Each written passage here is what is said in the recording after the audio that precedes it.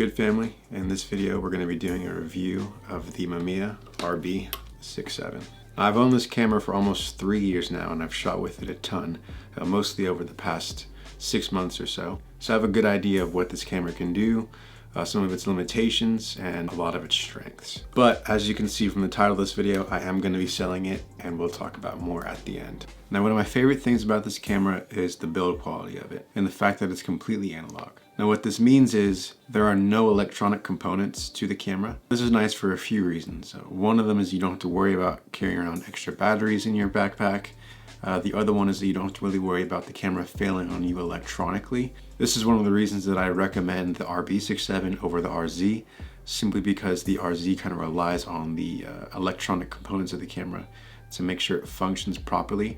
And this is also like a tank of a camera. Moving on from the build quality, I want to talk about the image quality. And this is the reason I love this camera. The images you get out of the Mamiya RB67 are always going to be incredible when you nail focus. A part of the reason for this is that the camera utilizes a 6x7 sensor, which is just a massive sensor, which cameras like the Mamiya RZ67, Mamiya 6, and Mamiya 7 also have. A 6x7 sensor is just going to give you crazy depth of field, which you just cannot achieve on a 35mm camera. It is for this reason I typically recommend getting an RB67 if you want to get in a 6x7 negative, because it's cheaper, and really the only difference you'll see between all these different cameras is lens selection and price. But that's just something to keep in mind when you're in the market for one. You're going to get great photos out of them.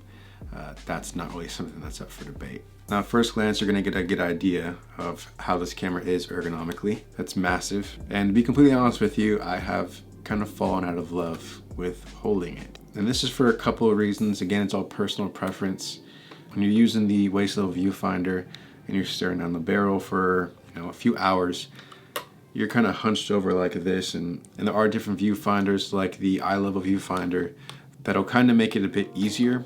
But just the fact that it's a pretty heavy camera, you're gonna start to feel it in your shoulders, neck, and arms after a while. So that's just something to keep in mind before you purchase this camera. If you're somebody who likes portability and convenience when shooting, this is not a camera that I'd recommend, but there are specific times that it makes sense to use this camera. Now, when it comes to the usability of this camera, this is where I've kind of made my decision in terms of selling it. If you're looking for a solid medium format camera to shoot portraits and landscapes at a slower pace, then this is for you.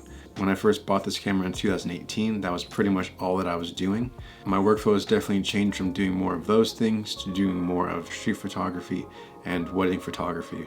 This camera is not great for either of those, really. With street photography, you want to try and be conspicuous. I've had people walk away from conversations they were having to look at me while I shoot because I'm just lugging this thing around.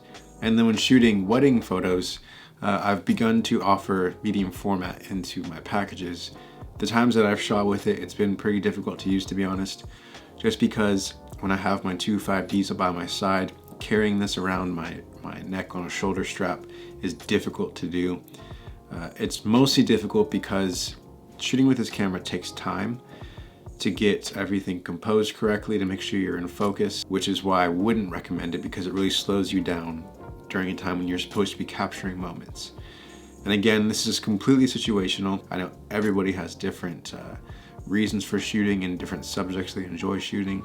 With all that being said, that kind of explains why I'm selling this camera. And the camera that I plan to replace it with is the cousin, if you will, of the RB67, the Mamiya 645. Now, this camera is compact, it's portable, it pretty much covers all my bases when it comes to what I'm trying to shoot. Also, the fact that it's shooting on a 645 format, you still get a medium format feel, as well as getting those 5 extra shots because it's not on a huge 6x7 sensor, which is something that I wish that I had when I first started shooting medium format. Because when you're still learning, only 10 shots, it's pretty brutal, especially if you're going to be making mistakes. Those are pretty costly mistakes. With that extra 5 shots, you have more flexibility to take some risks with your film, as well as now I'll have more photos to offer clients when shooting. I'm going to cherish this camera. I've enjoyed shooting with it, especially the past 6 months. It's kind of given me a reason to go out and film videos. But as I've used it more, the more I realize it's just not a perfect fit for me. And I think that's the most important thing to remember when getting into all this talk of gear, is it doesn't really matter what camera you have. just finding the cameras that work best with you and your kit, and just making things easier for you to shoot. That's what matters the most. But yeah, thank you guys for watching this review. Please like, comment, and subscribe. I appreciate when you do. As always, stay safe, and I'll see you guys in the next video. Peace.